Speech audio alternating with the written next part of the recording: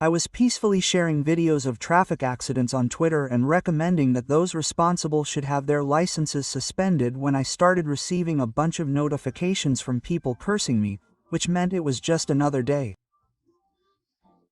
But the cursing this time was a little unexpected.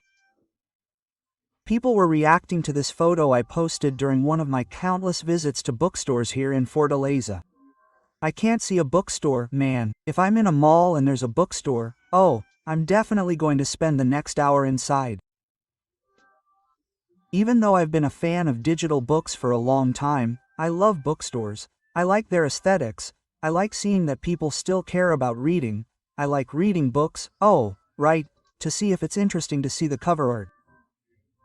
I completely understand why the aesthetics of codices, which is the new term I learned this week, are so popular these people. I understand why people like things on purpose. I also collect things just for their aesthetics, right? Action figures back in Canada. I had a guitar. I had 5 guitars without knowing how to play. Why? Because I really like the aesthetics of a guitar on the wall. I thought it looked very elegant. So, right off the bat, understand that I don't have a problem with that. People like something for its form, for the inherent beauty of that object. I totally get that. What I don't understand is that they were so outraged when I said that I personally think that physical books are perhaps the most inefficient way to consume information.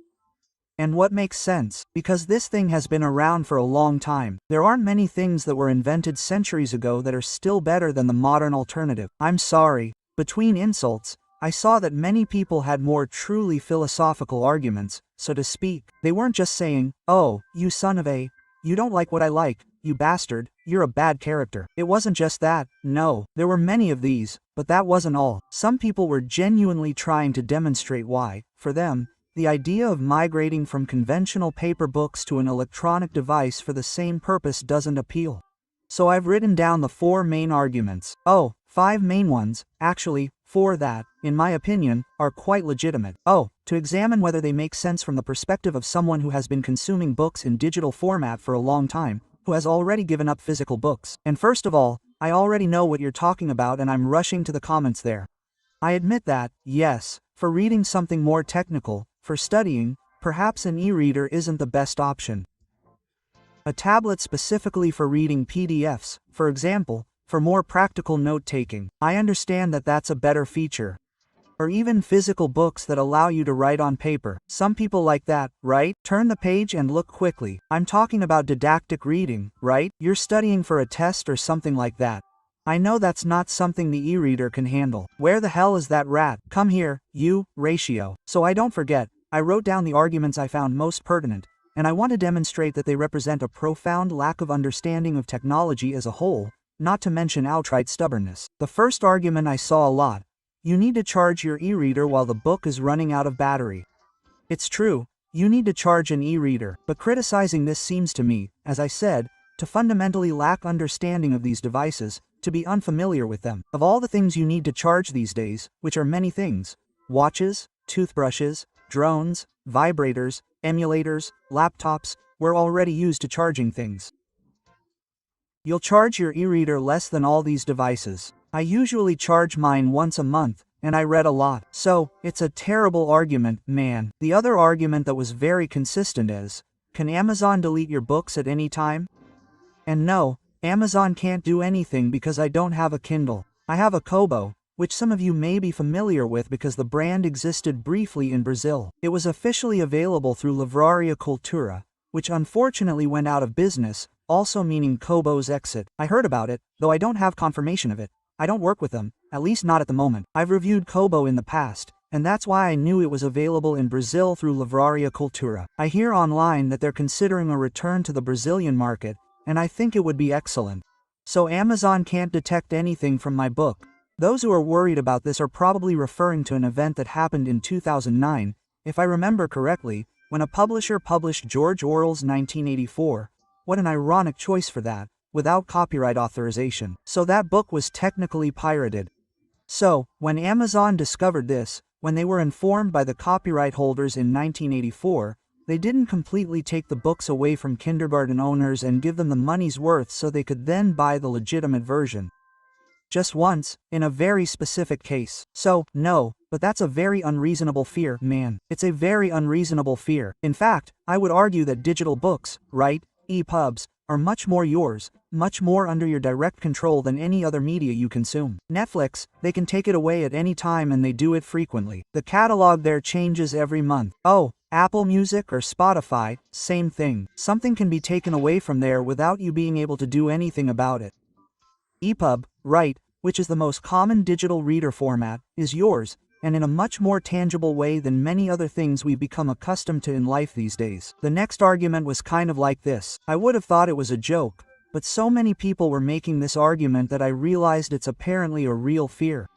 If there's a nuclear explosion, an electromagnetic pulse, or a solar storm, you'll lose your books. I really will lose my books. I'll lose a lot of things.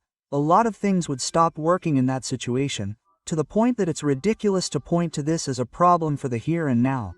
It's like saying, oh, but if an asteroid hit, you'd be like, dude, do you think you're going to be walking around a post-apocalyptic desert with a wheelbarrow full of books? These books, in the same scenario you describe, would end up being more useful for burning, for keeping warm, than for reading. So, it's so ridiculous that this argument is seriously offered. And as I said, if it were just one or two people saying this, I would have assumed it was a joke and I wouldn't even consider it for this list. But there were a lot of people saying it. So, my brother, it's kind of ridiculous, right? The other one is just as ridiculous. Maybe a little less so, because it's a little more realistic, but it also makes me wonder how you're reading your books. If yours falls from the 10th floor, it will be destroyed. I myself, if I fell from the 10th floor, I would be destroyed. Why am I reading on the 10th floor in a way that you drop things so often? There were a lot of people very concerned about durability. Aside from those questions of like, if it falls from the 10th floor, I think even a book can fall from the 10th floor, at least mine, definitely, because many of my books were hardcover and such. If a hardcover book falls from the 10th floor, it won't stay the way it was before. Definitely not in a way that's acceptable to someone who likes the aesthetics of the book, the paper, you know, that whole tangible physical thing about the book. This would probably also be ruined for those who like those things from a fall from that height. So it's kind of ridiculous. Very little works. Imagine you saying something like, no, I don't want to buy a cell phone because the cell phone might fall from the 10th floor and then I'll be without it. Anything you drop from that height is destroyed, man. Imagine if I didn't wear glasses with that justification. The fifth element is a movie. The fifth argument, but books look beautiful instantly. I included this one, but I think it stands apart from the others. I think this is the best argument in defense of conventional books or codices, as some presumptuously insist. I'm not speaking with more enthusiasm. The person who prefers to use such a far-fetched and obscure term for something so common, so like, everyone knows a child understands the word book. Then you go and instead of using the word everyone accepts, you say code say and keep insisting on that word throughout the conversation. It's the kind of behavior for which the word presumptuous was invented. So it's hard to see people, book lovers, right, that people have a fetish for paper, the smell of paper itself. I don't even know what paper smells like. I think most of you wouldn't be able to describe what the smell of paper is. Readers should have an extremely extensive vocabulary to be able to describe anything. After all, a book is just a bunch of descriptions of something that's happening or being said. And I ask people who argue this smell of paper and none of them can describe what the smell of paper is like. A smell of a fruit, I think it's a little easier to write. So it's so intangible, but as I said at the beginning, this isn't an objective argument. It's something super subjective. I collect a lot of things for aesthetic reasons, so there's nothing wrong with liking books as a decorative object that has a certain beauty, that has a historicity. I understand. That's why I use this as my last argument, and I say it's quite logical and makes sense. But it highlights that what people like, these people on book Twitter, for example, who spent the whole day insulting me, they like having books, seeing books, looking at books more than reading books. And that's the hook for my next video. In my next video, I'll talk about all the countless benefits that books have over a conventional book, or codex, to use their language, that they don't seem to be considering or don't consider because they don't really like reading. That's why the last argument is that they look beautiful at the moment, an aesthetic issue. I like the aesthetics of it, it's the best argument in my opinion. All the others can be easily refuted, but anyway, you like digital books, you prefer them codexes, post them below in your comments. If you switched to Go Reader and didn't like them and then changed your mind, tell me in the comments too. And if you did the opposite, I donated all my books, man. I donated them all to the libraries in my city. I sold my comics, which I also abandoned reading in print, right? I thought it was worth selling those because there are so many of them. They've gone up in value a lot. Some of them were quite valuable. So I wasn't going to just, basically abandon them. But I thought I got everything I wanted from those books I was able to extract. Oh, I have all those books with me there in this digital reader you see there.